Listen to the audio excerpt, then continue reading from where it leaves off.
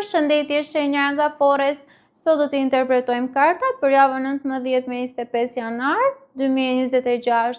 Pas lutjes dhe meditimit, kartat i ndavan 4 sfera jetësore, të cilat janë gjendja juaj, familja, dashuria, puna dhe një prizëm orakull. Në gjendjen tuaj kemi 9 shkopinjt, 7 shpatat në të kundërt, 2 shkopinjt dhe drejtësia. Atëherë në gjendjen personale, me kartën 9 shkopinjt tregon se jeni të lodhur, por ende në këmbë, sikur keni kaluar shumë prova dhe tani jeni në piketën e fundit. Nuk doni të dorëzoheni, por jeni vigjilent, të kujdesshëm dhe në vetmbrojtje. 7 shpatat në të kundërt tregon që gjatë kësaj jave del në sipërfaqe e vërteta. Gënjeshtra, vetmashtrime, shmangje apo situata jo të ndershme të cilat mund të ekspozohen.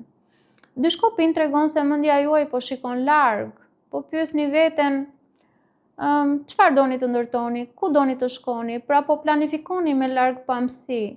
Drejtësia tregon në nevojë për ekuilibër, ndershmëri dhe vendime të drejta. Është koha të shikoni çfarë po jepni dhe çfarë po merrni, dhe çfarë është me të vërtetë e drejtë për shpirtin tuaj, jo vetëm për detyrimet. Kartat këshillojnë të mos e fshini lodhjen, pranoni se jeni lodhur, por njëkohësisht vlerësoni forcën tuaj që keni duruar kaq shumë. Kalojmë tek familja, ku kemi mbretëreshën e shkopinjve, 8 shpatat, kryepriftëresha, 4 shpatat. Në familje, mbretëresha e shkopinjve tregon një figurë shumë karizmatike, të fortë dhe të gjallë. Mund të jeni ju ose dikush në shtëpi që mban zjarrin, motivimin dhe vendosmërinë. 8 shpatat megjithatë tregon se dikush në familje ndjehet i bllokuar, i kufizuar, nuk ka liri për të vepruar si dëshiron, edhe pse realisht bllokimi është më shumë mendor se sa real. Kryepriftëresha tregon sekrete, gjëra të pashprehura, emocione të fshehura, që mund të jenë në familje dhe mund të ketë tema të cilat intuita i ndjen, por askush nuk i thot troç. Ndoshta ka heshtje, mosthënie, tension në sipërfaqe.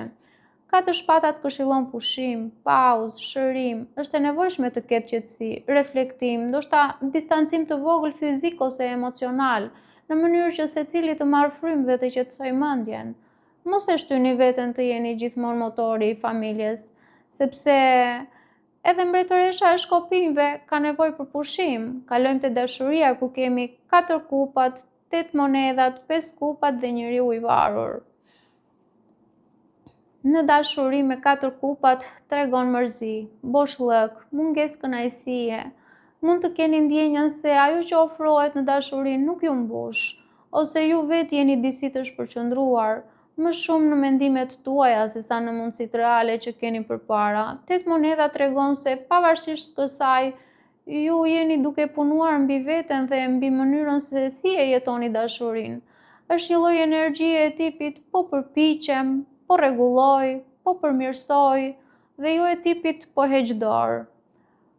5 kupat tregon dhimbje, pendes, zhgënjim. Zemra mund të qëndrojë te ajo që ka humbur, te gabimet, te fjalët e pathëna. Njeriu i varur tregon pezullim, pritje, perspektive të re dhe si të vareni pak në ajër, të mos mund të veproni menjëherë, por kjo periudhë ju detyron të shihni situatën nga një këndvështrim krejtësisht tjetër dhe të dorëzoni kontrollin. Kartat këshillojnë të pranoni që keni nevojë për kohë për të kuptuar çfarë ndjeni me të vërtetë. Mos e detyroni veten të merrni vendime kur zemra është ende në zallamahi.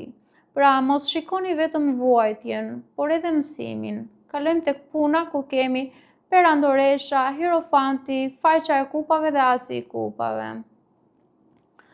Në punë duket se keni potencial për projekte që rriten dhe japin fryte me perandoreshën. Hierofanti shton dimensionin e traditës, mësimeve, dhe kjo mund të nënkuptojë bashkëpunim me figura të mençura, trajnime, certifikime ose role ku vlerat morale dhe përkushtimi janë kyç.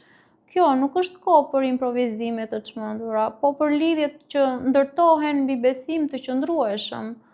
Unë do thoya qëndroni të hapur ndaj mesazheve të papritura, siç janë emailët, telefonata, bisedë që vinë nëpërmjet faqes së kupave, sepse ato mund t'ju çojnë te asi i kupave, që është një fillim i ri i madh, që mund të jetë romantik ose monetar.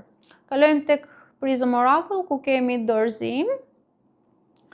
Në këtë javë fjala kyç është dorëzim për ju, dhe nuk bëhet fjalë për dorëzim nga jeta, po për dorëzim ndaj realitetit të asaj që nuk mund ta kontrolloni më. Pra, ndërprisni luftën me veten dhe me situatat, sepse ky dorëzim është akt force, jo dobësie. Paqim.